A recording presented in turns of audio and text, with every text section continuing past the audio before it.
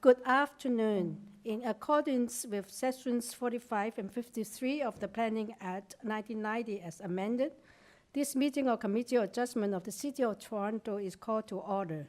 The Committee of Adjustment considers application for variances from the provisions of the zoning that applies to the property and permission to extend or alter lawful non-conforming uses, and also consent to serve a property to create new lots. My name is Yim Chen. I will chair today's hearing, and I would like to introduce our panel member. From my far right is Mr. Gary McKay, and my right is Mr. Peter Reed, and on my left side is Mr.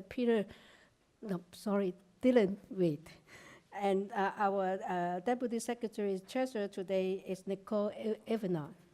And I also would like to acknowledge that the land we are meeting on is the traditional territory of many nations, including the Mississaugas of the Credit and the Stabe, the Chippewa, and the Haudenosaunee, and the Wendat people.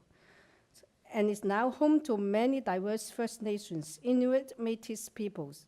We also acknowledge that Toronto is covered by Treaty 13 with the Mississauga of Credit.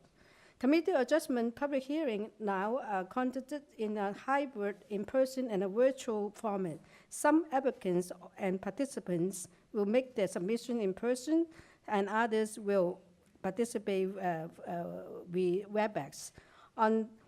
The meetings are also streamed on the Toronto City Planning YouTube channel. Anyone wishing to view the hearing may watch on YouTube. Those who want to participate virtually and have registered in advance will be connected with their computer, tablet, smartphone, or telephone, and have the options of participating via video or audio only. All virtual participants will automatically be muted on entry. When the item is called, you will be unmuted by the moderator, one person at a time. We ask that you also mute all your other devices until you're called to speak. And those participating by video appearance will be temporarily upgraded to panelists when your item is being held. During this time, your camera will be enabled. You will only be visible during your 5-minute speaking time. At all other times, your video will be disabled and you will be restated as an attendee. For both in-person and virtual participants, Committee of Adjustment staff will share presentations submitted in accordance with the written submission deadlines. Those participating through WebEx are not allowed to use share screen or any other panelist controls during a video appearance. The host will remove you from panelist role if you fail to respect this instruction. People attending in person today who want to receive a copy of the decision of the committee on an application must fill out a decision request card, and those participating virtually need to submit a written request for a decision to be sent by email. Please ensure that you include your name, address, and email address because the Committee of Adjustment and also the TLAB will be sending notifications and appeal updates by email. If you do not agree with the decision of the committee, you may be able to appeal the decision to the Toronto Appeal Body, TLAB, or in some limited circumstances, to the Ontario Land Tribunal. However, the provincial government amended the Planning Act and January removed third-party appeals to Committee Adjustment's decision. Only the applicant, the Minister of Municipal Affairs and Housing, specified persons and public bodies, such as those terms are defined in the Planning Act, are permitted to appeal decisions of the Committee of Adjustment. Appeal instructions are set out at the bottom of the decision. So the procedure of the hearing is that I will call each item in the order of agenda listed.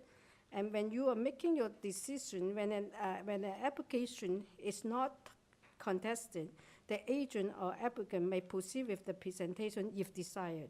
When the committee does not require presentation, applicants are to advise the chair should they wish to speak to the committee.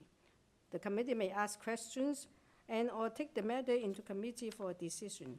Each speaker, including the applicant or the agent, will be given a maximum of 5 minutes to address the committee. and I will comment on that when you're reaching your 5 minutes. Any presentation or other materials you wish to submit to committee must have been emailed in advance of the hearing. Staff and committee members cannot accept material at the hearing. When addressing the committee, please clearly state your name and address. Please remember to confine your remarks on the matters outlined in the application. The application or agent will proceed first and then make a presentation to the committee on the application. And please note, the committee might not entertain revisions to proposal at the hearing today. The committee might decide to defer the application if substantially revised. To make sure that the revised application is accurate and that all those entitled to notice of the application are informed of the changes. And then the individual, either in support or opposed to the application, will be invited to speak. Generally, we will call the people in this room first, and then we will get the people participate virtually. And committee member may ask each of you questions when, and after each presentation, when all the speakers are finished, then the applicant will, the agent or the applicant will have an opportunity to rebut only those issues that were raised by the speakers. And this will mark the end of the discussion, and the application will then taken into committee for decision. And for this session, do we have any conflict of interest from the staff or from the panel members? No? See none.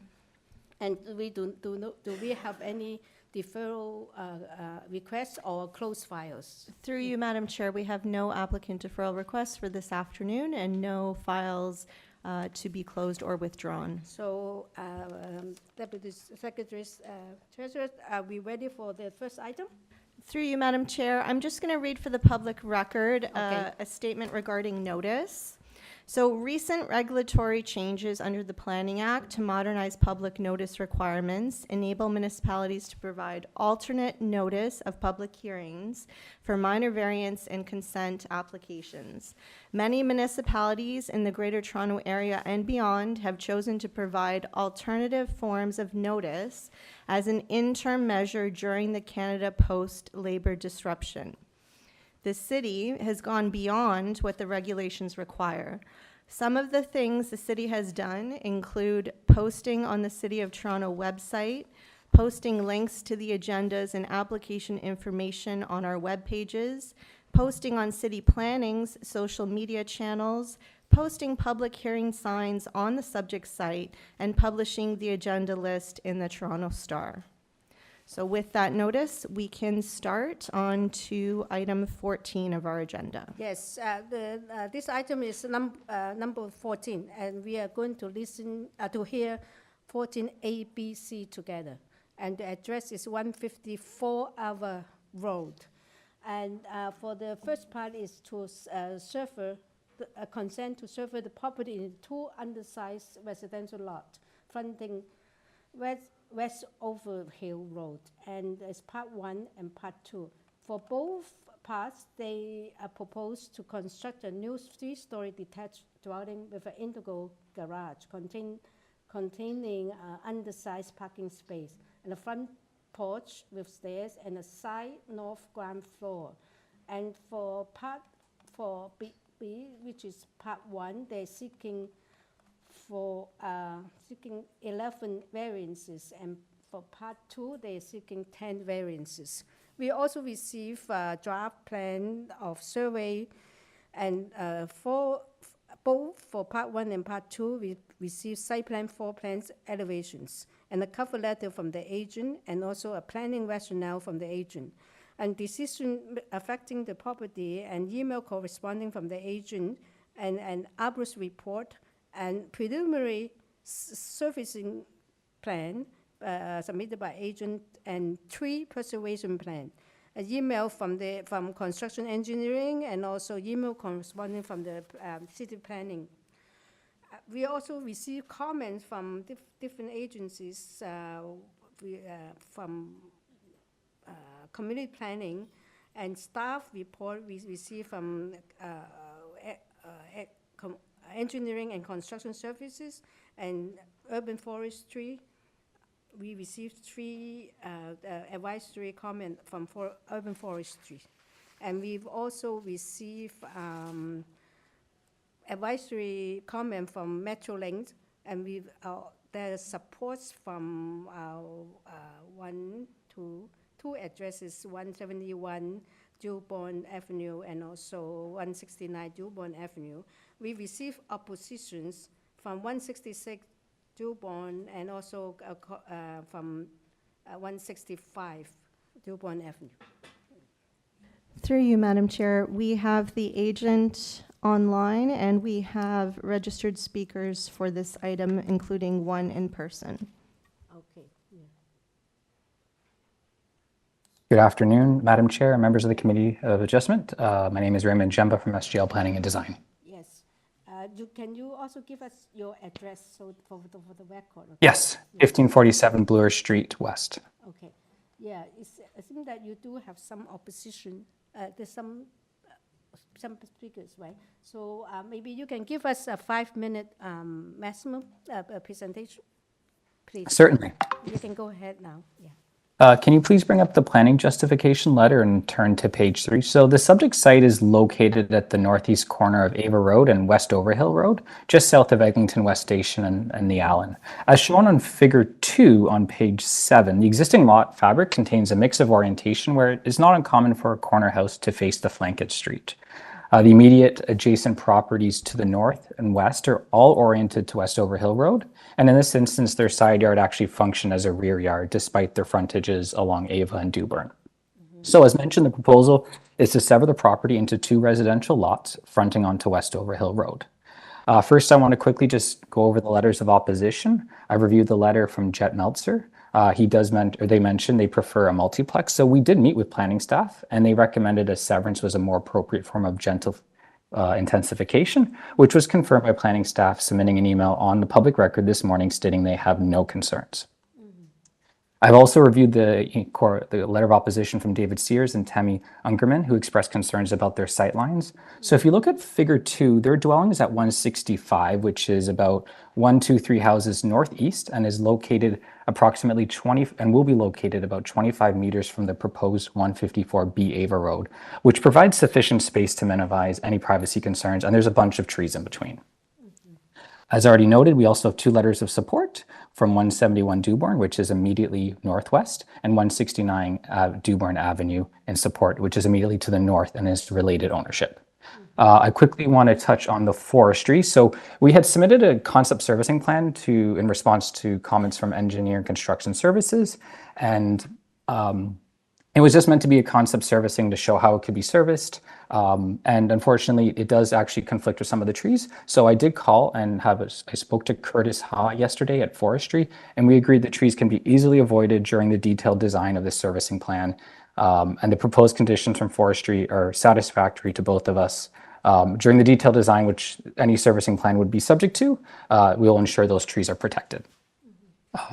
Engineering Construction Services. So if you look at figure 1, there's actually no water main. Sorry. There's not actually a water main along West Overhill right now between Dewburn and Ava. There was historically, but it was decommissioned at one point. ECS is recommending we build a water main. We met with ECS to discuss their concerns. We proposed a concept plan to just demonstrate how these lots can be serviced. We submitted that. And overall, we are comfortable with the conditions of approval from Engineering Construction Services. So moving on to the consent application, as set out in our planning justification on table 1, the Planning Act sets out criteria. The severance meets all of the provincial interests and criteria. It does not impact any natural heritage features, does not impact a heritage building, will utilize existing municipal services, maintains the required minimum frontages. The proposed lots are even consistent with the neighborhood. There are a number of square-shaped lots throughout if you take a look at figure 3. So this will ultimately contribute to increasing the housing supply in the city and a transit-accessible neighborhood while in line with the expanding housing options and study of the city undertaken by the city.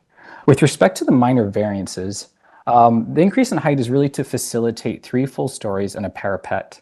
The parapets are usually actually excluded from height. calculation, but in the R zone it isn't. The setbacks are more technical in nature. It's really because the lot orientation is flipped. So where your side yard is now your rear yard, but the zoning bylaw still reads the side yard as your rear yard. So this is just consistent with how the site is and how all the adjacent sites are, which are their nearby lots as shown on figure 5. They're all oriented to Westover, and they have that functioning where they're oriented there and their side yards are essentially their backyards. With respect to the lot area, even though this doesn't meet the minimum lot area, there's a number of smaller lots throughout the neighborhood, which shows there's more diversity. This is highlighted in figure 6. And my last comment on the variances is there we have a variance for an obstructed parking space. This is really it's just a small corner of the parking space, and it's for an elevator for accessibility purposes. And we all know the general requirements for parking space are really in Toronto for like a Ford F-150. So not everyone has that vehicle anyways. In conclusion, the proposal meets the intent of the OP by proposing a permitted built form while increasing the housing supply. It maintains the intent of the zoning bylaw by proposing a compatible built form with lots that are consistent in shape and sizes. It facilitates a desirable outcome as there's no adverse impacts. And based on the points above, it is my opinion that sorry, hearing the timer. In my opinion, it represents good planning.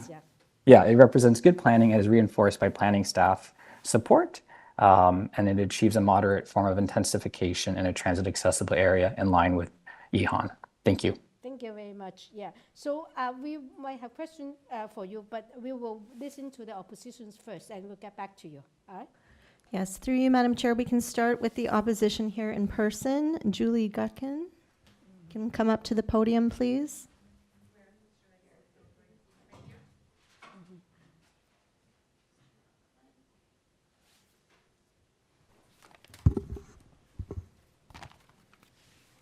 Hi, good afternoon. Yes. Okay.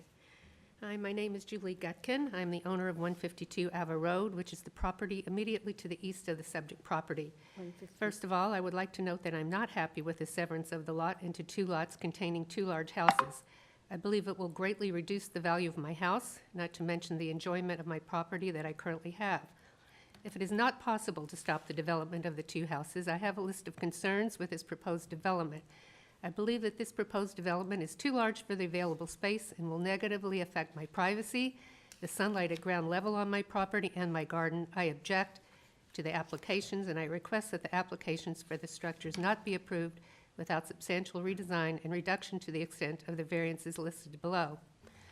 I reference my concerns regarding the variances by item number identified in the ZAP certificates, reviews and folders, which I will hand to you. 154A, item 5, 154B, item 10. Both proposed buildings are too high. The proposed 11.58 meter heights will significantly shade my entire garden in the afternoon, especially in the spring and fall. In particular, the back portion of my garden will be completely shaded by the structure at 154B and will reduce the enjoyment of my backyard. 154A and B, item 9, the variance in the yard setbacks, which abut my property as identified in the zoning bylaw notice, will lead to significant loss of privacy and will endanger my tree identified in the arborist report as tree 6, 39 centimeters flaring crabapple tree. Sight lines from both properties will overlook my family room, bedrooms, and deck in very close proximity because of the proposed east property line setback variance, leading to a significant loss of privacy. Further, both ground floor decks are much too close to the east property lines of both proposed properties and will likewise affect the sunlight on my property as well as my privacy. The decks on both properties could be made compliant to the setback requirement by moving each of them to the west closer to West Overhill Road.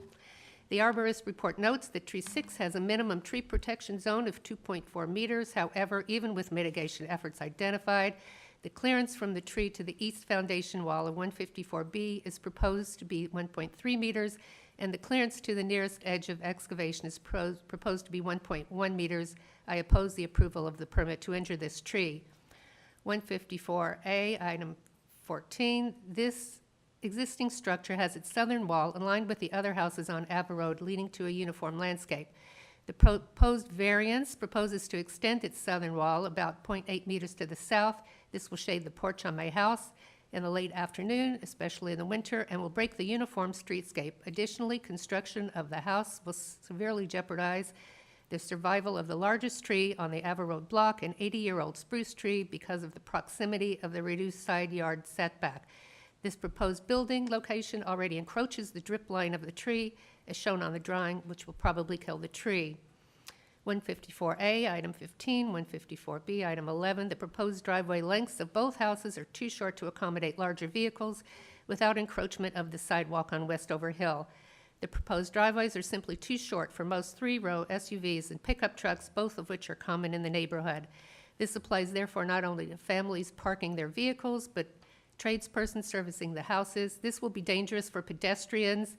By example, the model Ford F-150 is 5.31 meters in length. You can't even open the tailgate without encroaching the sidewalk.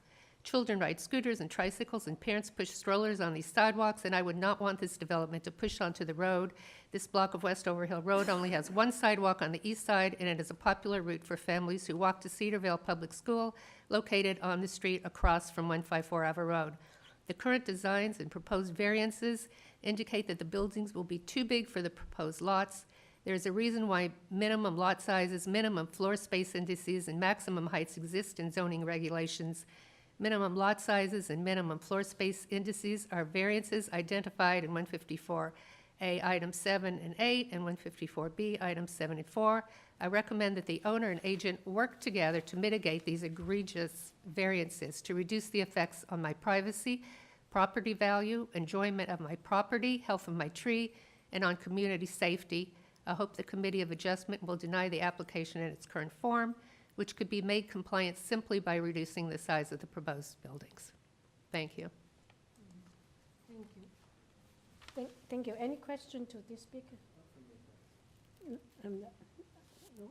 Okay, thank you. Thank you. Okay, through you, Madam Chair, we have a speaker online, Stanley Grossman. Stanley Grossman, you've been unmuted. Thank you, Madam Chair and committee members. I'm going to defer any comments and allow Ray Ziamba to reply and rebut any of the comments. I am here to assist if there are any questions that arise that need an answer, but I'm not going to utilize the committee's valuable time to repeat what Ray has already expressed. Thank you. Okay, thank you. So, and other speakers? Oh, okay. So now we're going to bring back the agent, and you have heard the opposition. She raised a few issues. Can you address those issues, please? Yes. Yeah. Thank you, and happy to. So yes, I think one of the main things to keep in mind is that it is a corner lot and it is a bit unique. So I think in many instances, a new single detached house could have similar impacts based on the orientation and how that side yard interfaces. With respect to heights, the permission is actually for 11 meters already. This is simply 11 asking for a 0.58 increase in height, and that is just to enable of 3 functioning stories, a slightly elevated first floor, and the parapet. I do think this is in line with what is permitted as of right. And the 11.2 main wall is really to minimize the impact on the street. And in this case, because it's a corner lot, it is only impacting the street, and the street is then, the adjacent properties are buffered with that right-of-way width, which is probably about 20 meters, I think, off the top of my head. So tree number 6, our arborist reported, and our arborist has actually worked a lot with the city, and that you'll see on the initial pre-circulation, there was no comments from forestry, because they're in support of how we've mitigated everything, and that we're not recommending removal of tree number 6. It is simply to be injured. So the placement of the buildings are actually very in line with how the houses are on Westover Hill. They don't necessarily, this kind of striking a balance of how they in line with Dewburn, Ava, and Westover. So these 2 houses have all been actually in line with Westover Hill and will function as similar to those properties to the north and west. I understand there are concerns of privacy, and the houses are unfortunately, like, there is a bit more proximity typically because the rear yard is like that. The rear yard functions as the side yard, but this is really very similar to how lots are on Dewburn. If you take a look how, even though immediately 169, it is a very similar proximity to the house to the immediately east, and same for the other corner houses. So this is very common for how that those side yards interface with it. We have really tried to push everything as further away to minimize impact. And there will be, we're trying to protect all the trees that are there as well to minimize and provide that screening and privacy. So I think that wraps up my thoughts. Yes. Any question to this speak? I do ask, but go, Peter, go first, and then. Thanks, Chair. I know you said you've received information from Urban Forestry and from Development Engineering about that they're supposedly fine with what you're proposing, but we don't have that information. The most recent information we have from Urban Forestry is recommending refusal, and the Development Engineering materials are similarly raise a bunch of concerns about the unknowns involved in your servicing. So can you speak to that, please? Yes, happy to. So it's kind of one's triggered by the other. So ECS provided those comments, and they're saying we will have to build a water main to service it, and they wanted an engineer to drawing to show that. So we actually met with them, and we did provide a concept plan in late December. I don't believe they've had time to provide comments on that, but generally we are satisfied with the conditions, and they did also provide conditions of approval that should the committee approve this, here are the conditions you have to do, which would be to the satisfaction of the manager and building a water main. So we're fine with that, and I think they're also comfortable with that because we don't want to spend too much time doing detailed design before we went to the committee. We wanted to get the committee's approval and then spend all the money and time and working with ECS doing the detailed design. So in doing a quick concept plan on how the sites could be serviced, we did, and it was a mistake on our end, we did put lines that would impact the trees. However, this was a concept. We're not asking to tie it to this exact concept. We want to work with ECS and have it do the design through the detailed design process. And during that time, we can ensure those trees are not going to be impacted. And forestry has identified that as well, and they provided conditions. I spoke with them yesterday. It's a simple shift of where the water main would be connecting to the house. So their conditions of approval are acceptable to us, that they won't be impacted. Okay, thanks. Sorry, can I speak to that? I mean, the forestry conditions of approval are the ones that assume that you are, in fact, putting the water mains under the trees. Can you suggest some kind of condition we could integrate to ensure that the water mains don't go under the trees? Like we don't. Are you asking me? Yeah, I mean, we can try to come up with something, but I was wondering if, since you've talked to forestry and you say that you do have a solution, I just want to. We don't have that in writing, and we don't have a condition from forestry that can guarantee that they don't damage trees. So we can try to come up with something, but I'm wondering if you have any suggestions for conditions. Yeah, that we I could think put in. the ultimate thing too is they've also put a clause that they would not support, and we'd have to get a council decision during the next phase, during permitting process of the removal of those trees. So I think that did actually kind of cover it off.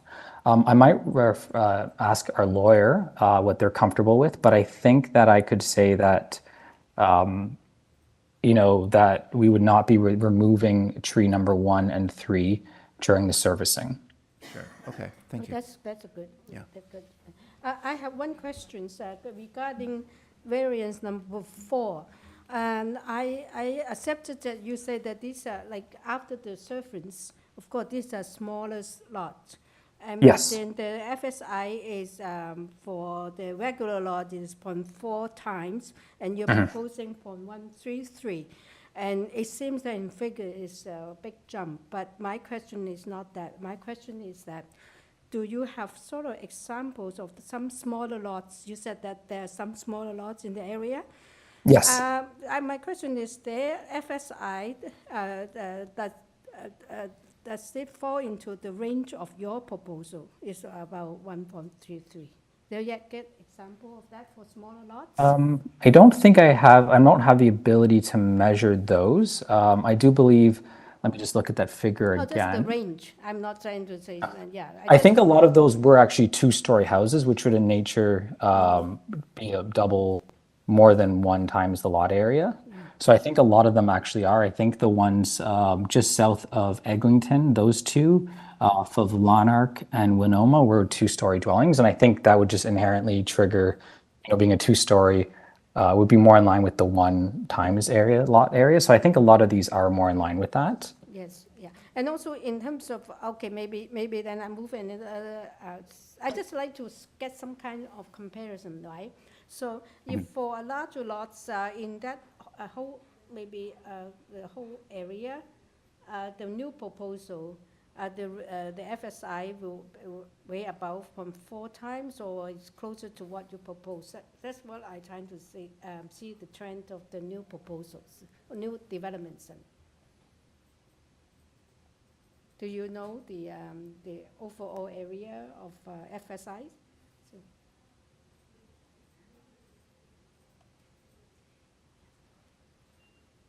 So Sorry, I got muted. I don't know if there's many off the top of my hand, but I know that 11 Menin is about 90% coverage, and 9 times, okay, yeah. and then 49 Gloucester Grove is also has a very large FSI as well. Okay. I don't have many more offhand, It's fine. if that's what you're looking for. I think if you look at photo 4, in my plan justification, you can see that there's a number of, like, on 29, 27, 25, and 29 Westover are also very similar built forms where they have essentially 2.5, 3 stories along on their streets. Yeah, no, it's good to know, so that we know yours are not the only one asking for that kind of density. Okay, thank you. Any other? Yes, please, yeah, go ahead. Yeah. Yeah, so speaking to the neighbor's concern about privacy, I mean, the rear of the second house is going to be really very close to their backyard and looking right over it. And I'm scanning like the layout of nearby streets, and you're right that of course there are a lot of buildings facing the street, but most of them are still aligned with the buildings beside them as opposed to kind of right at their backyard.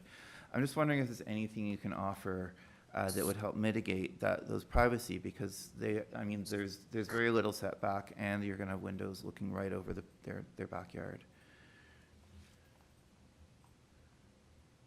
I'm just messaging the owner to see if there's anything else that we can offer. I think, we are protecting that tree, and we do want to maintain that tree. That's not our intention. I mean, that does provide a bit more screening. There will be a typical privacy fence. And I think those are kind of the key things that can be offered. We can also say maybe landscaping will be provided back there. I think those are the things off the hand, but I was just waiting to hear back from the owner if there's anything specific. And I think that is the upper windows. I know that the first floor windows are mainly from the dressing room and the bathroom. You probably do not want people to look into yours anyway. So the main concerns at the second floor is the 2 bedrooms windows. And are they offset? No, they're no offset. There's no building behind this new set. So the question is, if you look at your elevations, east elevation, it seems that this is it the new part that is stepped down? So will that help with the privacy issues that is actually lower than your neighbor's property? So it's not as high. Sorry, could you clarify? This one. Yeah. From your drawings, look like the building is stepped down. So I'm not too sure whether that will help. Your second floor window will be lower, and my improve the privacy issue for your neighbor. I mean, I think it is also kind of important to note that if we did just put a new home here, it would, I think the impacts would be very similar. There would be a second story or maybe a 3-story dwelling here. 3-story, and it could be a large, it's a pretty big lot, so there could be a large house here. And I think it would have the same type of privacy concerns on that backyard. So I'm hesitant to start fixing, like, I mean, they will obviously, I think if the bedrooms, like, equally, people don't want people to look into their bedrooms. Both neighbors don't want that. So they would be obviously be curtains and things like that. Privacy works both ways. So I think I'm a little hesitant to try to provide anything more than landscaping. I mean, there will be a fence, there will be landscaping. I think that is really a pretty solid solution. Okay, thank you. Any other questions? We can also, if it does, we can, Okay, yeah, please. if frosted glass, we can put at the one window if that is something. Do you, Yes. I'm wondering, I mean, presumably you'd want frosted glass in the third floor bathroom anyway. Would it be okay if we just put that as a condition? I'm double checking, The one but that's facing the neighbor, The east Yeah. the elevation east elevation? on the first floor. I think maybe both with frosted glass will be good. Yeah, the walk-in closet too? Yeah. Would that be okay? I mean, at least, that at least helps a little bit, and I'm sure that that would probably be what the owners would want anyway. Yeah. okay, we are okay with that Yeah. for the okay. washrooms. So we'll do frosted glass on the third floor windows that face East. east. Just on the washroom Yeah. one. Yeah. Okay. Mr. McKay, you have a question? Yes, thanks. I just wanted to return to the urban forestry situation. So we have a report dated December 31st, 2024, and it asks us to deny a number of the variances. Yes. Yeah, and so I was saying, where are we as of today? Has there been some further consultation with them? Yes, so what I can, if, I'll give you a little more context. So initially, when we did the pre-circulation, you'll see that there was no comments from forestry. So it was only when we submitted the concept servicing plan. And then that concept servicing plan, it was a concept, we were trying to get it done and get it in the submission deadline. It was an oversight that we didn't tailor it to avoid the trees. As a result of it impacting the trees, they no longer supported the application and they have to recommend refusal of certain variances. So I did speak with, sorry, I have the name down, Curtis yesterday, and we agreed that the servicing plan can easily avoid those trees, and that this can be sorted out during detailed design, and that he's comfortable. They're comfortable with the conditions of approval, and I'm comfortable with the conditions of approval. So it depends sort of on the position of the water main then, is that? Yes, essentially the water main triggered it, and it was just an oversight that we didn't position it. I apologize. We were rushing to get our engineer to get it in before the holidays and get it in the submission deadline. Through the chair, so what the members have before them is that this certain specific set of plans and conditions from these divisions. We don't have any separate or updated servicing plans or any separate or updated conditions from any other divisions. So Yes. currently, you can only go by what is before you Yes. and what is submitted on this application, just as a I reminder. realize that, but then what we were trying to work out is that if we put a specific conditions to say that these trees are not going to be removed to, for this proposal, so I think at least we can ask him to identify these trees and label them so that we know specifically which ones you're talking about. It's 1, 3, and 4. 1, 3, and 4. Tree number. Sorry, 4 is not 4. It's not 4 because 4 is actually in our arborist report, and this was discussed with forestry before. It's already a tree that was proposed to be removed, and the city's fine because Oh, so it's 1 and it's- 4. 1 and 3. it's 1 and 3. Okay, sorry. But, okay, so 4 was also in the. He did mention it, but it's if also you the look in, forestry report as one of the ones they're proposing for refusal. It's, if you look in our arborist report, there's already an application to remove this tree that's being processed. It's actually, at one point, historically, it was cut down to the ground, and then 10 stems have since sprouted. So it's not actually strong enough to grow any further than it already is. So it's been of the opinion of staff and us that it is more meaningful to remove it and put a new tree. Okay, despite the fact that the forestry report we have says. Yes, that was, I'm not sure why that was included. That was not an issue. Curtis and I spoke about it yesterday. We both agreed that it's fine to remove that tree. It's not, Okay, so you can see that it's we'll just 10. We'll just require you to get the permit from Yeah. forestry then for that one. Yeah. Okay. And also, we can also add forestry condition number Yeah. 2, which they require to apply for permit. Through the chair, I recommend if you're going that route with this extra condition that you do impose all the conditions that are listed in the urban forestry. There's 3 memos, one for the consent, one for part 1, for part 2, and they vary. Staff can scroll through them on the screen, but they are separated out for the consent versus part 1 and part 2. And they're different urban forestry conditions. So urban forestry is stating in their memo that they're requesting denial of the application and denial of variances 3, 6, 7, and 8. But if the committee were to approve, this is for part 2, forestry is recommending urban forestry condition 1 regarding permit to injure or remove city-owned tree, condition 2 regarding permit to injure or remove privately owned tree, and condition 3 for cash or payment in lieu. That was for part 2. Okay. And then for part 1, again, urban forestry is recommending, again, the denial of the variances, as well as urban forestry 1 and 2.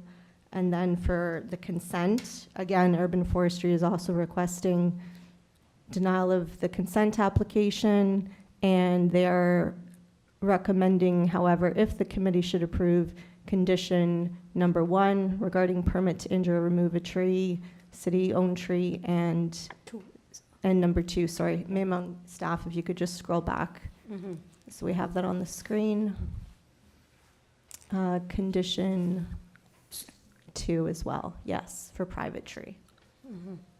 And I'll reiterate, we are comfortable with these conditions. Mm-hmm. So, thank you. Any more questions to the applicant? Okay, so we are in committee now, so we have our options. I would say that if we were going to consider approval, all these conditions, forestry conditions have to be in place. Or the other option is that we can go back to the applicant and get our committee, is that suggest a deferral for him to clean up this forestry comments. What do you think? That's the two. Yes, Mr. McKay. Just a comment, I'm wondering if it's premature until engineering is satisfied with the location of that water main. And once that's known, then, what the situation is with the trees, that can fall from there. Yeah, it seems that the issues are solvable because they're already in contact with them. It seems that they have found some solution. And I'm just thinking whether it is to the advantage to have it all cleaned up first. I'm not too sure. I'm ready to hear it. It seems that the explanation of his explanation and also the options given us that we can impose all these forestry conditions that will satisfy me. But I just want to listen to your comment on it. Yeah, no, I agree, Yim. We only have in front of us what we have in front of us, right? So that's a bit of a concern, but I do understand that including the conditions as modified would get to the same end. It would still give urban forestry the ability to veto a removal, right? They could still say no. So I'm not sure. I'm not sure which is desirable. I do have some concerns with this application as it is. Like I don't necessarily agree with the lot analysis that the agent has put forward in terms of saying this is a common situation. I think this is a pretty unique lot in the broader area in terms of what it's gonna look like. And I know that has to happen throughout neighborhoods in order to enable gentle density, but I'm not sure if it really does meet the qualifications for consent in terms of how the lot fits in with its fabric. Yeah, so that's why my question about variance 4, if it is fall in the range of his proposal, at least in the emphasized Yeah. point, That's the part of that. configurations and also frontage and all that is part of it too. So that's why I sort of looking for some information that support the sufferance. But anyway, I think, what do you think that Darren, we asked for deferral? I'm not really sure either. I feel like, honestly, the simplest solution is a deferral and then just getting everything straightened out. For that part anyway. I could understand that the agent, having already been deferred once, may not want to do that. Like, you know, this set of conditions that we're talking about is, it's, you know, it's a lot and it's complicated, and if they just come up with a decent plan and bring that to, that should address all the issues.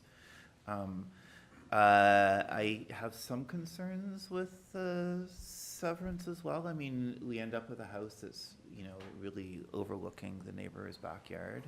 On the other hand, it is a large lot, and I think it makes sense for it to, you know, be Develop, intensified. yeah. In one way or another. I don't see why the city wouldn't have said that a multiplex is also fine. But, you know, a multiplex probably would have gone quite deep into the lot and would have also created some of the same privacy concerns, although maybe not as extreme. Yeah, I'm a little unsure as well. I do think that the design can actually alter a little bit, because it seems that the elevation facing their own property, each other, is very minimal, the exposure. The windows very minimal. But I wish almost it's turned the other way. To your neighbors, it's minimal, but towards each other may be more exposed, the orientation. Well, I mean, when people are of the buying these new, they'll know what they're getting into, you Yeah, know, yeah. so, I mean, that's fine.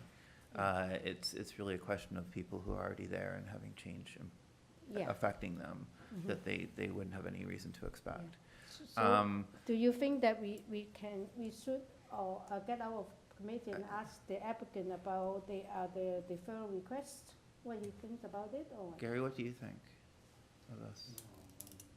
I think this sort of feels premature. It's a big jump in FSI for the new lots, but, you know, just don't think I can add anything else. Okay. Like, I do think that the actual design of the buildings could be improved. I mean, to your point about the overlook into the backyard, I think that it's a big departure from a multiplex. Like, this is way in the back, right? Yeah, exactly.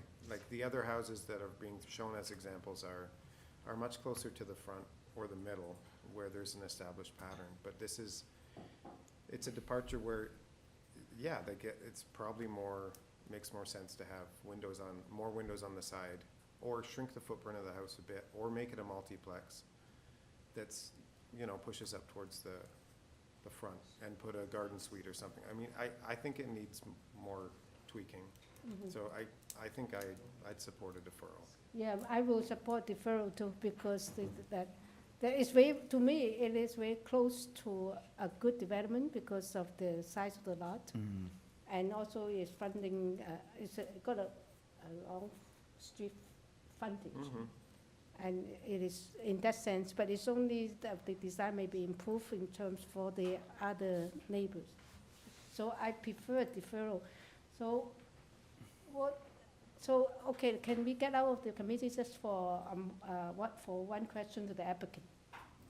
Yes, is the applicant available? Yeah, so. Yes, I'm here. We would like, you have heard all the discussion, right? So Yes. some of us prefer that we suggest a deferral, and we just want to ask your opinion about that, because deferral allowed you to clear up what's in front of us at first about the conditions. And second is that maybe you can improve the privacy for your, I think, east neighbor. Yes. I'm just confirming with the owner, we would prefer the conditions that have been proposed rather than the deferral. Okay.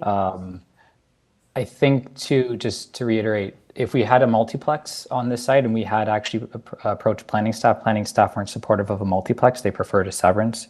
I think the impacts for privacy would be even greater if there was a multiplex. In my experience, the multiplex standards are much more lenient. So we would prefer to impose the conditions that have been put forward today and that we've discussed. Okay, so, yeah, we heard you, so we got the answers, so he does not prefer deferral, so. Through the we chair to can- members, just to clarify one point that was made earlier about someone had said it was previously deferred, just for the record. It was not previously deferred. This is the first time that this application is being heard before committee. Oh, sorry, my bad. Okay. We, if we will, I guess, if refusal is necessary, deferral is necessary, it can, but we would prefer the conditions that have been discussed. But that's on condition that it's approval, Yes. right? So that's our undercorrect. All right, so we give you some options here, so you have to answer our questions. So we are back in committee now. Okay. So he does not want to have a deferral. Let's make a decision on this. And Well, I still think a deferral is more appropriate. Yeah, and Yeah. he said he'd rather have a deferral than a refusal, Yeah. so. And I think that there's things that can be improved. I think about so. this It's very application. close. I will think that it is a large lot, and then it can be intensified, but with more sensitivity. Maybe even step back from the east side, Yeah, something the like rear that. Push yard, it to the front or the something. setbacks are a bit of an issue, and I think this is an opportunity for him to also discuss with the neighbors their concerns and maybe come with some mutual kind of agreements on at least elements of it, even if the neighbors don't support it Yeah, as a whole. to be honest, I'm not making decision for other people, right? But I think it's a better option for the applicant. Yeah, I agree. Okay, I'll move deferral of the application. With the reasons, With please the list. reasons we've stated, so specifically that they resolve the issues with urban forestry and with development engineering around the servicing solution that's being put forward. And I think having updated memos from both development engineering and urban forestry before they come back. And also, I think, and I don't want to get too nitpicky, but a bit more analysis around the severance and how that lot shape fits into the, and maybe this is just for the applicant to hear. And I think it's worth maybe reconsidering some of the elements of the proposal, but also consulting with the neighbors. Okay, there's a lot of reasons, and then who want to second that different? Gladly. Okay, and unanimously agree to defer. Through the chair, who's seconding that? Mr. Okay, McKay. Mr. McKay, okay. Yeah, I didn't know either. Yeah, okay, it's deferred unanimously. Thank you. So you got some homework to do, and we would like to see you again. Thank you. All right, it's deferred. So I hope that there were more discussions with the neighbors. Okay, yeah. Okay, the next item is item number 15. The address is 203 Jarvis Street. This is to obtain consent to servants, means many layers, I guess, and to create various easement and also right of way, and it's a whole bunch of them. I'm not going to read out of them, and we also receive a survey and also 5 photographs of property, covering letter from the agent, and decision affecting the property, and a site-specific bylaw, and copies of plans received just in January 2nd, and we received a comment from development engineer, and we do not have any other materials here. Through you, Madam Chair, we have the agent on the line and no registered speakers for this item. Yes. Okay. Good afternoon. This is Michael Cook. I'm a lawyer at Davies Howe, counsel to the owner of the subject site at 203 Jarvis. My firm's address is 425 Adelaide Street West, 10th floor. Yes. It seems that you just want to create a lot more, like a lot of easements and right-of-ways. I'm going to check whether we need a presentation or we just give us a very brief, just sort of overview of what it means. Yeah, happy to do that. I know it can seem a little bit seems a bit complex, but it's really just to create a situation to facilitate the shared ownership of this building. This is a 32-story mixed-use building. It's already been constructed at the northeast corner of Jarvis and Shooter. Okay. There's no associated minor variances.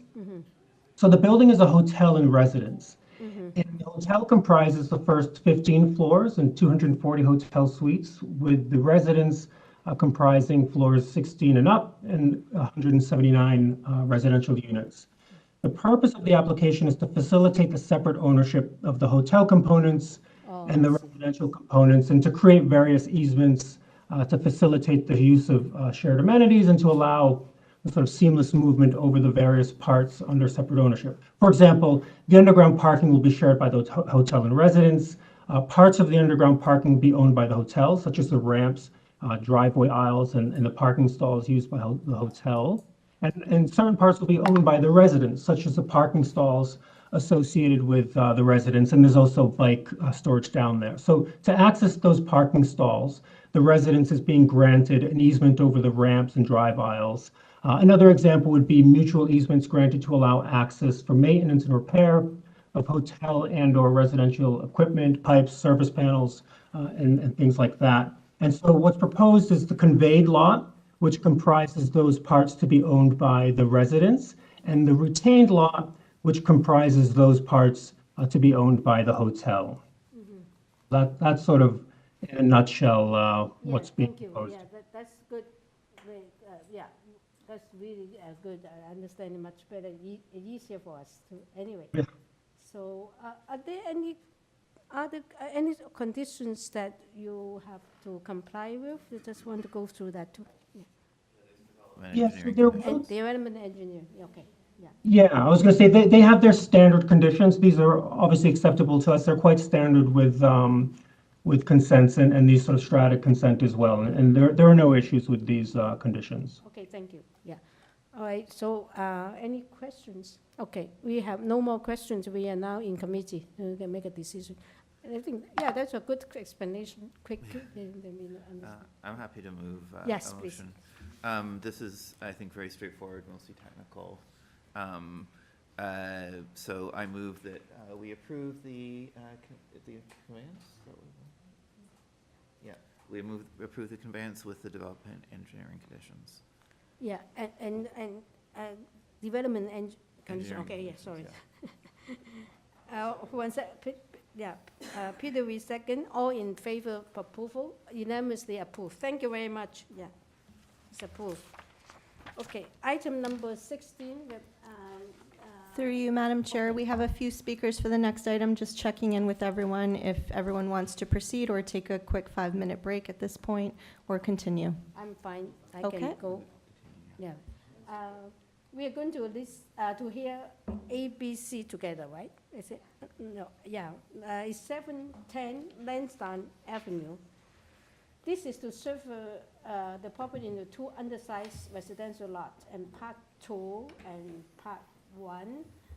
And both lots, they're going to construct a new 4-story semi-detached multiplex with 5 residential units, with a front and a rear balconies on the 2nd, 3rd, 4th floor, and a front porch, and a rear ground floor deck, and a rear basement walkout.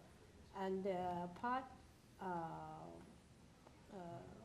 1, they're seeking 8 variances, and part 2, they also seeking 8 variances. We also receive the copy of minutes from the last public hearing, and also a revised survey, a copy of another copy of survey, and we have 4 plans, elevations, and red line public notice, and a revised zoning waiver And also, we have cover letter from the agent and presentation materials and from the agent, and also copy of minutes from the November 20th public hearing.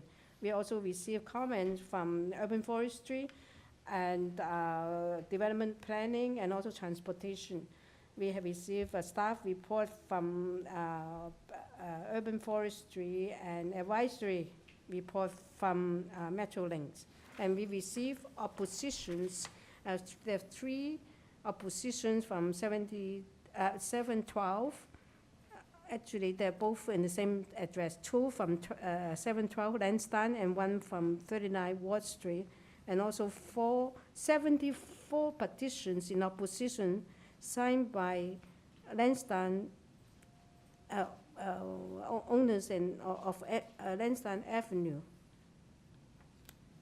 Through you, Madam Chair, also for the petition, residents from Lapping Avenue, Ward Street, Eccleston Drive, and DuPont Street. Okay, yes, that's right, yeah, from different residences. Okay, so we are ready. Through you, Madam Chair, we have the agent here in person, and we do have 2 speakers from the same household here in person who will be sharing the 5 minutes. Okay. And we do have another speaker listed in opposition at 716 Lansdowne that we are trying to get a hold of. Okay, I see. Yeah, you do have a few, at least in writing, oppositions, but that some people want to speak. So yeah, give us a 5 minutes presentation then.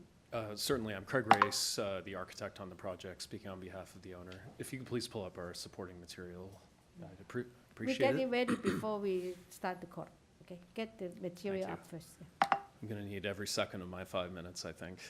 So the application before you is for a severance and 2 semi-detached multiplexes.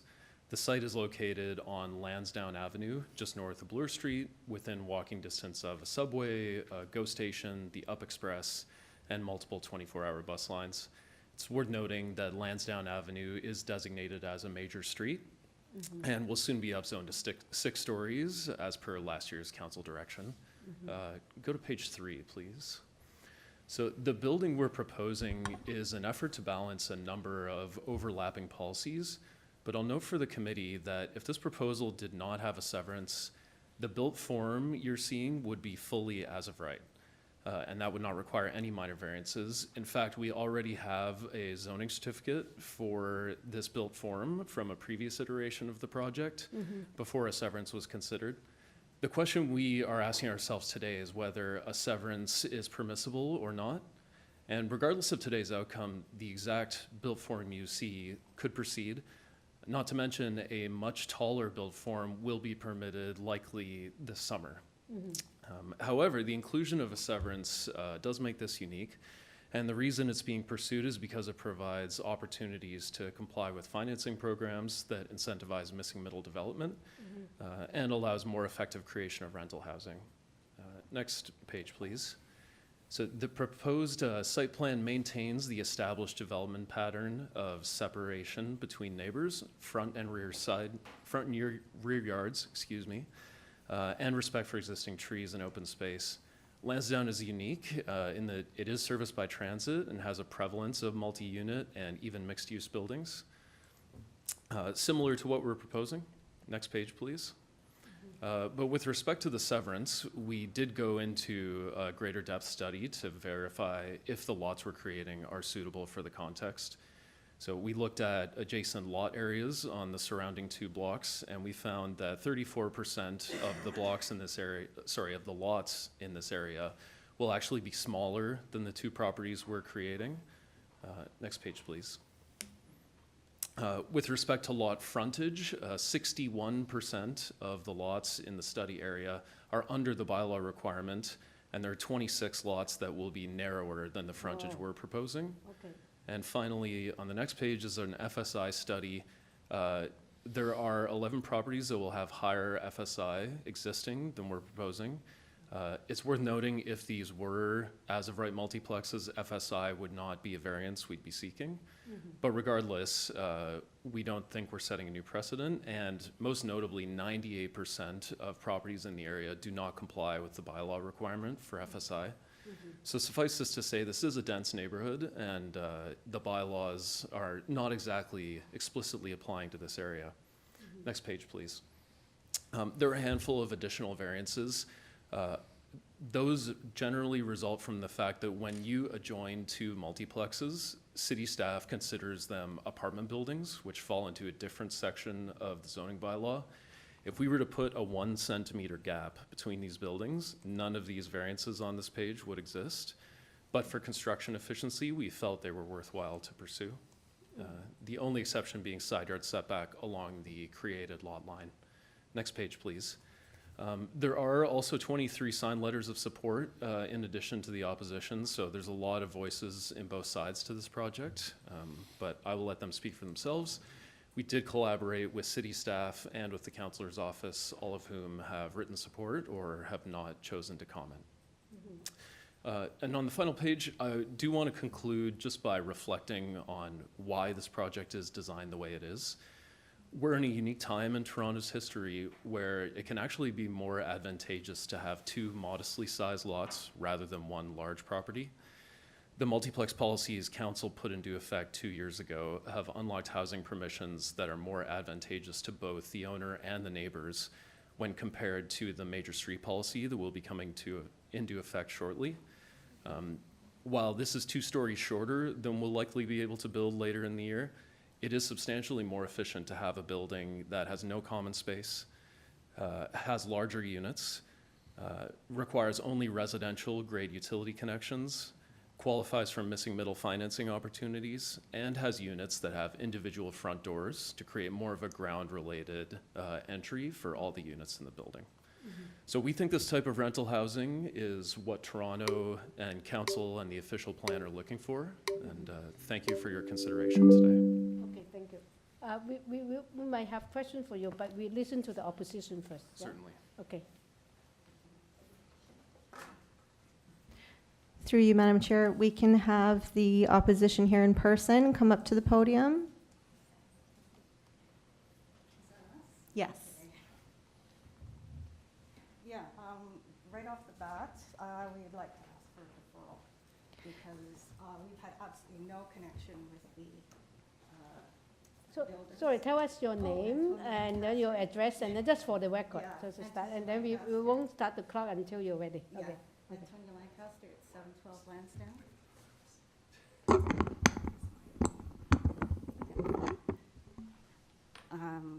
Did you get that? Should I say it again? Antonia Lancaster at 712 Lansdowne. Okay, And I'm Larry Reed at 712 Lansdowne. Okay, thank you. Yeah, you can Okay. start now, okay. please. Thank you. So, yeah, we're asking for a deferral because one of the conditions of the last hearing was that the builders talk with the neighbors, and nobody's heard from them. There's the people on the other side of the building tried to get in touch with them and didn't hear back. And we got a flyer in our mailbox. We were the only people that got a flyer. I answered the flyer and didn't hear back. So Okay. nobody in the neighborhood in the petition has heard or been able to talk with them and have any input at all. Oh, thank you. Okay, so that's the point. We're going to take that point, but also you have 5 minutes. Yeah. I just thought maybe you can use the other time to tell us the concerns also. Yeah, Yeah. Larry will do that. Yeah. So, Basically, why you're opposing that your concern, yes? Well, the petition, just to show where because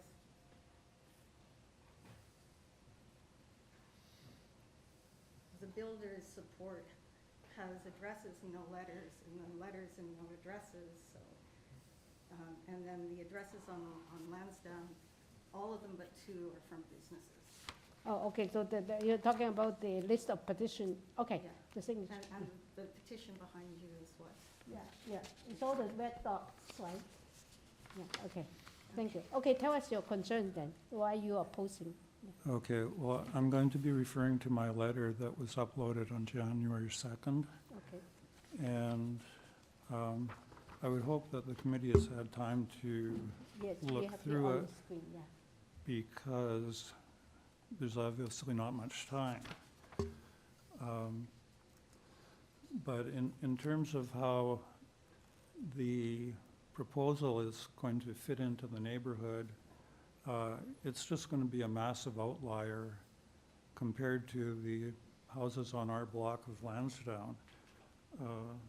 The map on page 4 shows the narrowest lots on Lansdowne. There's actually 2 that are narrower, but otherwise the honor will go to 710, and it'll be narrower than 97% of the lots on the block. And that is on page 4 of the letter that was uploaded on January 2nd. Okay. No? Okay. There will be the largest houses on Lansdowne Avenue. At 6,599 square feet, the building itself will be the largest building on the block. And separately, each of the 2 houses will be larger than 97% of the houses on the block. The square foot index at 1.77 is a massive increase. Right now, the property is 0.47. It'll be larger than the bylaw allows by 295%, 264% larger than the average SFI on the block, which is 0.67. It's the only houses on the block that will be contorted in their form to allow access to the back, because they have to cut notches in the side of the building to have sidewalks down each side to access the back of the lot. It will be the only 4-story houses on the block. Page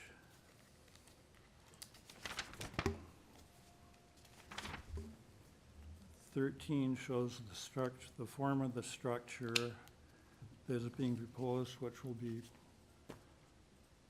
double the size of the surrounding property. And overall, they're asking for undersized lots. And then they want a pile of other variances to do an even, like it's a massive overbuild for the block.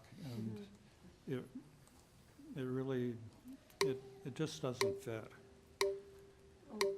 And any question to this speaker?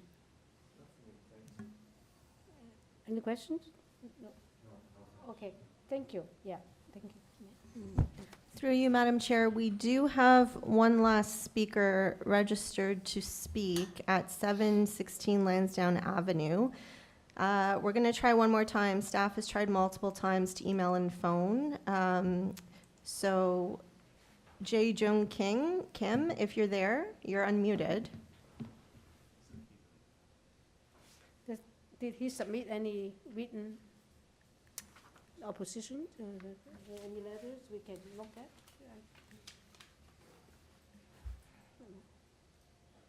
No. Not seeing any. No. Okay. You're unmuted. Do you wish to speak? Oh, he's there. I see. We see that you're on the line.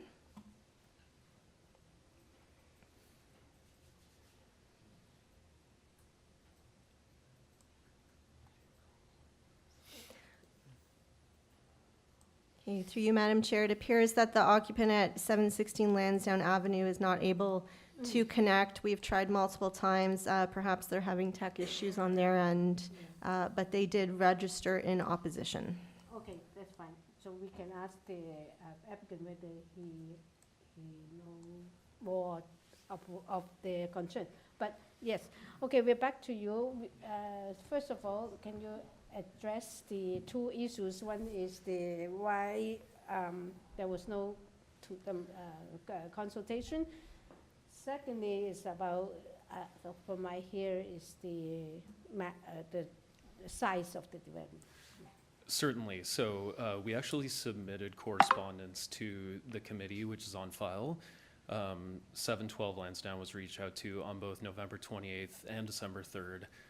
Letters were left in the mailboxes that were not there when subsequent visits were made. So correspondence was received. This was the only way we could contact them, and they did not respond or answer the door, unfortunately. So we made our best efforts.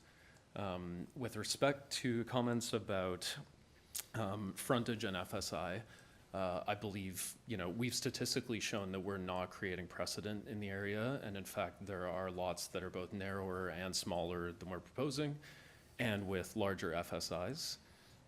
There was also a comment about the 4-story height. This is an as-of-right height for the street. We are not seeking a height variance, so every neighbor is permitted to construct 4 stories along Lansdowne. And as I mentioned, it is a major street and will be entitled to 6 stories in the near future. Does that summarize everything? Excuse me. I think you answer, you addressed the concern. I'm not, you cannot, you can address the comment. I do not think that you can address the concern being too big. If it's too big for them, it's too big for them, right? Certainly, and with respect to that, we did try to follow depth with side yard setback requirements, other things that do conform the size or control the size of the building from all the external faces. The side yard setbacks we're seeking along the property line we're severing are obviously one that only affects the subject property.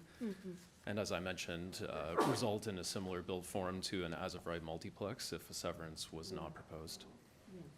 So we actually think it is a suitable form for the condition, and in the near future could be 2 stories taller and possibly deeper. So we think it's an optimal compromise between the present permissions and what's coming down the road. Yes. You said that it's about just 5 minutes walk from Bloor. Right. Not even from Bloor, from the Up Express and subway stations, which are a couple blocks down Bloor, but yes. Okay, thank you. Yeah, okay, thank you. Okay, any question? Please, go ahead. Yeah, Mr. McKay, yes. There are no parking spaces for tenants, and there are no parking spaces for visitors. So we're really relying on the public realm then to handle people coming and going and using transit. Yes, that's right. Pedestrian, biking, and public transit will be heavily relied upon here, as is precedence for the neighborhood. There are a lot of multi-unit houses here that have 1 or no parking spaces, so that's not out of character. It's also not a variance. No, true. Okay, true. Okay, Mr. Weed. Yeah, so just a couple questions. One of the opposition letters was asking about garbage and recycling, which I know isn't actually within this, but I thought maybe you could address that just to have that on the record. Certainly. That's one of the reasons we're seeking a severance rather than pursuing a mid-rise building. We can satisfy the waste requirements for 2 lots through just bins, like curbside pickup, as is common for the area. If this were to be a building without a severance, like a major street building, then it would require an internal garbage room, which would effectively eliminate a unit and result in essentially the same number of garbage bins for a bigger building. So we will be dealing with that just through bins stored on site.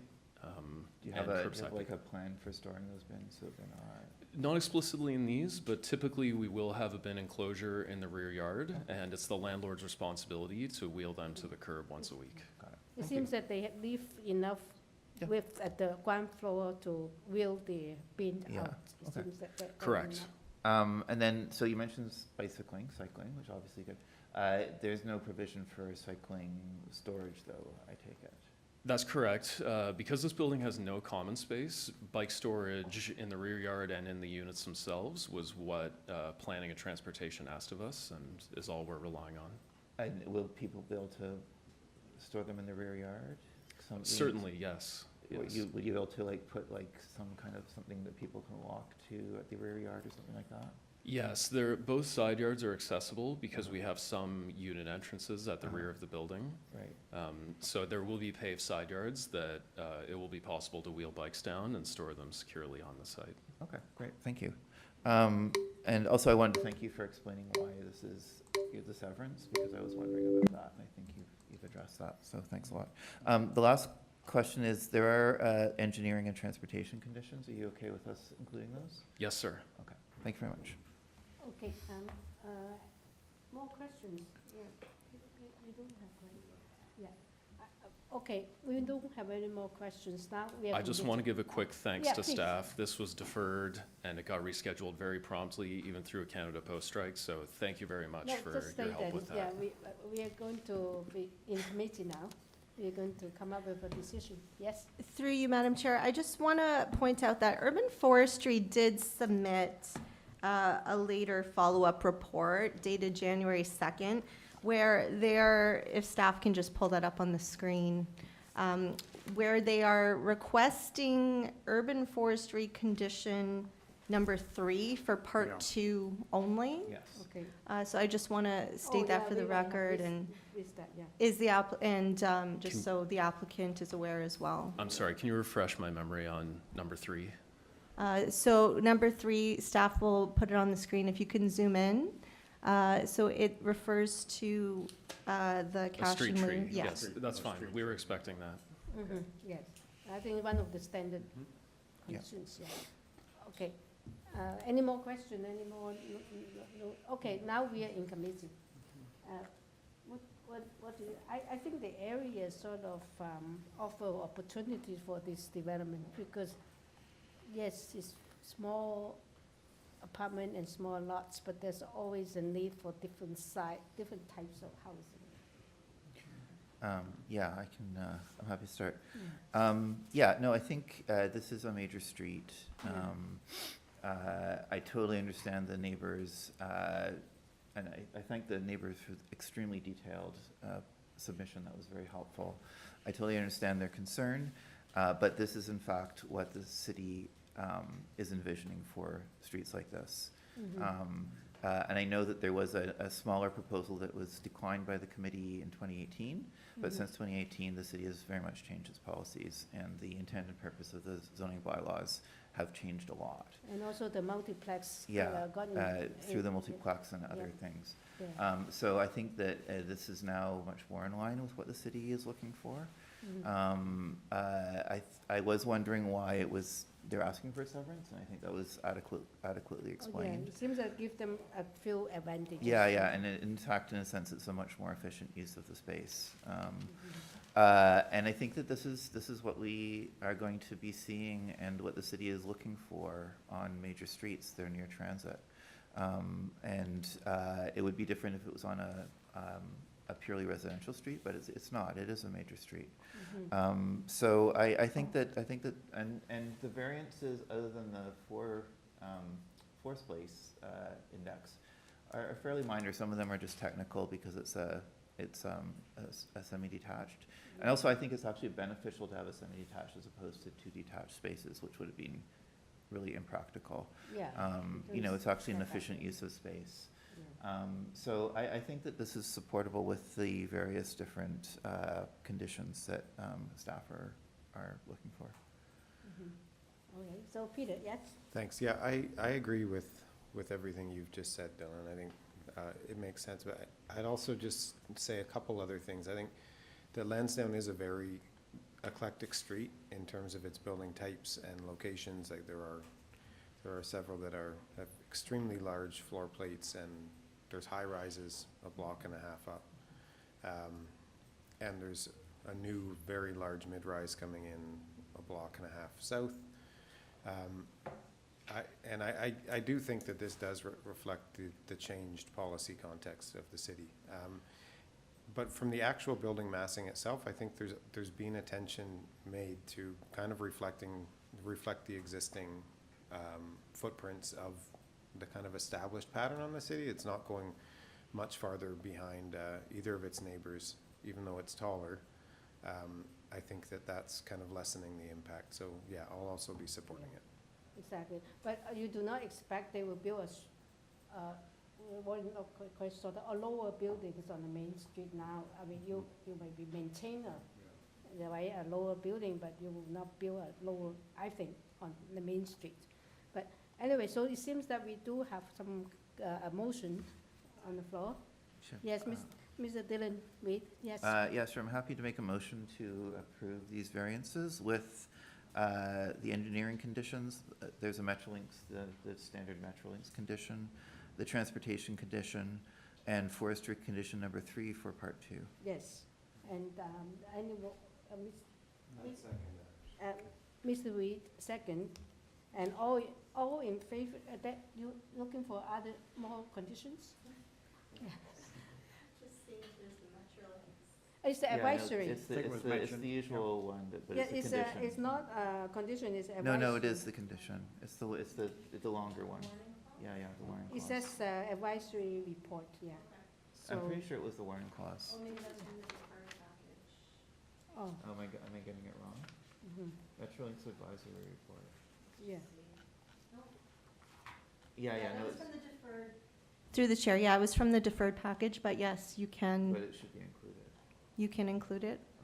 Yeah, okay, so we are clear on the conditions, right? Yeah. This forestry condition apply to part 2 only, and Right. all the engineering conditions for the surface And the Okay. transportation condition. and transportation conditions. Okay, all in favor for, unanimous approved, thank you for coming, with the conditions, yeah. Okay, now we are number 17. 17 is, the address is 195 North Avenue. This is to convert the existing one-story detached dwelling into a 3-story detached duplex by constructing a rear one-story addition with a ground floor deck and a second and third floor additions, and also reconstruct the front porch and also the front basement walkout, and also the rear one-story auxiliary building, detached garage.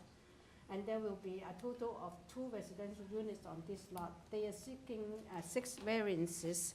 Here, we also receive a minute of the public hearing last June, and a copy of survey, site plan, floor plan, elevation, and cover letter from the agent, and also arborist report. There's no oppositions received. Yeah. Through you, Madam Chair, we have the agent on the line and no registered speakers for this item. Okay. Good afternoon, committee members. My name is Matthew Rebo, Perspective Views, 5359 Timberlea Boulevard, Mississauga, and I'm the agent representing the owners at 195 NAIRN Avenue. Okay, thank you. You do not have any opposition, so let me see the panel wants to have a presentation. Maybe we could have very brief, just an Okay. explanation of what's changed since it was deferred. Okay, great. Certainly. Today is the second time before the committee on this application. We deferred the previous hearing so that we could continue revising the proposal to address some of the neighbors' concerns and gain the support from the municipal planner.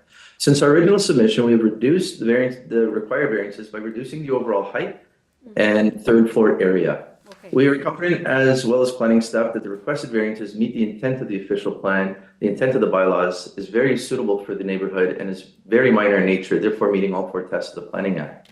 Another change would be we added additional privacy screens, and I'll just stress the 3rd floor was the major impact change from the original proposal.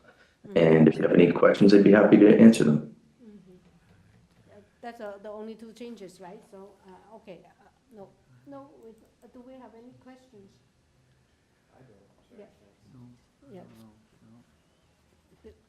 Okay, we do not have any more questions, so we are in committee now. We're going to discuss this, okay, yeah.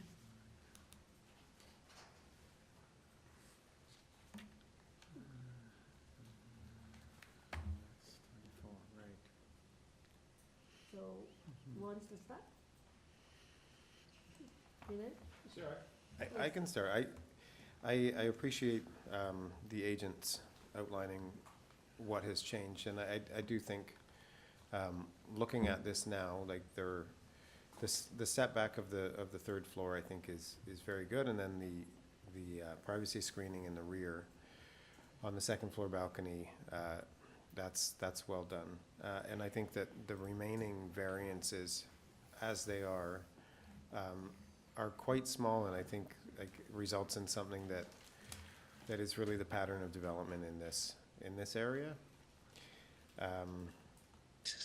So I don't have anything really additional to say other than I support it, and I'll bring forward a motion if no one has anything. I think as a condition of the approval, I would add that, I know they're in the drawings, but just to secure them, is that the second floor rear balcony have privacy screening on its two sides. And with that condition, I would move approval of the application. Two sides of any one. Of the rear, sorry, that would be the north and the south sides. North and south edges of the second floor balcony. Okay. Yeah. North and south edges. Okay, with that condition, anyone wants, Mr. Dylan waits, second? All in favor with that condition? Unanimously approved. Thank you, it's approved. Thank you, committee. Have a great afternoon. Yes, thank you. And now we are on the last item, is number 1876 Garnet Avenue. And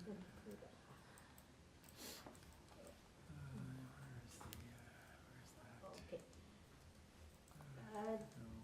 It's 76 Garnet Avenue. This is to alter the existing two-story detached duplex and by constructing a front basement walkout and a front cover porch and a rear cantilever second-story addition above this existing one-story addition, and a rear ground floor deck. And the existing deck will be demolished. There will be total of 2 residential dwellings on this lot.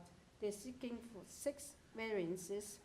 We also receive a survey site plan, floor plan elevations, and a revised site plan, floor plan and elevations, and 4 photographs and presentation material from the agent, and also we receive comment from Urban Forestry, email corresponding from Transportation, and also advisory comments from Urban Forestry. Through you, Madam Chair, we have the agent online and no registered speakers for this item. Okay, thank you.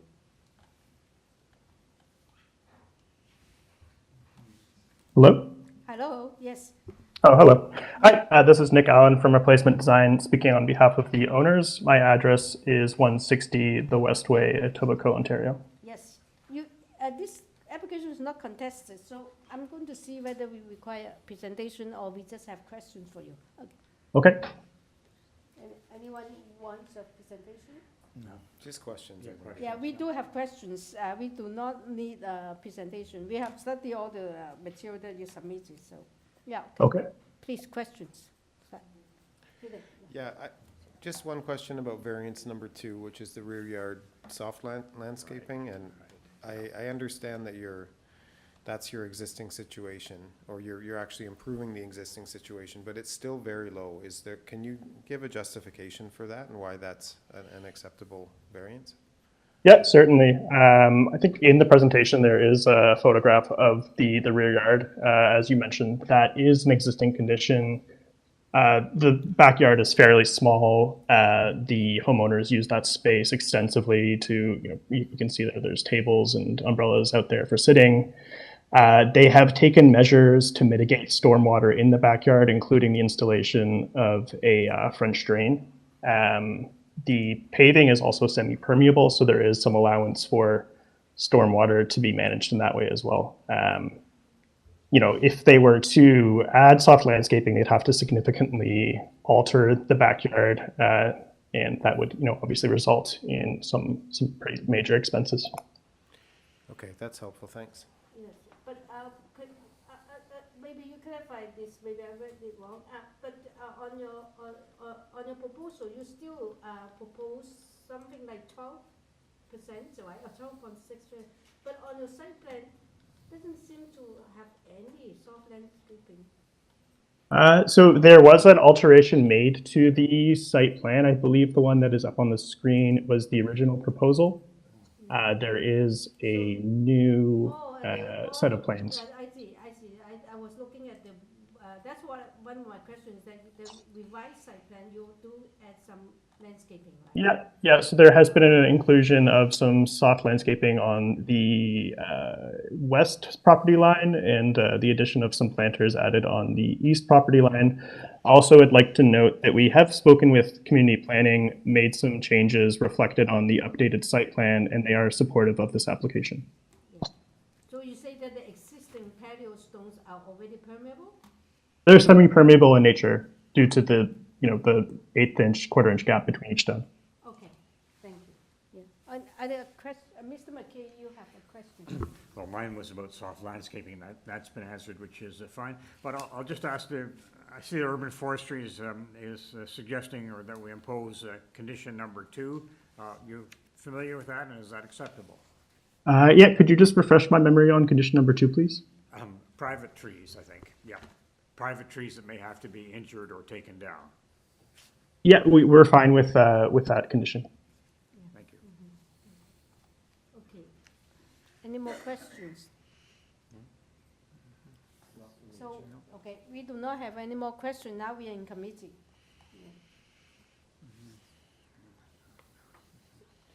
Okay. I'll start, Chair.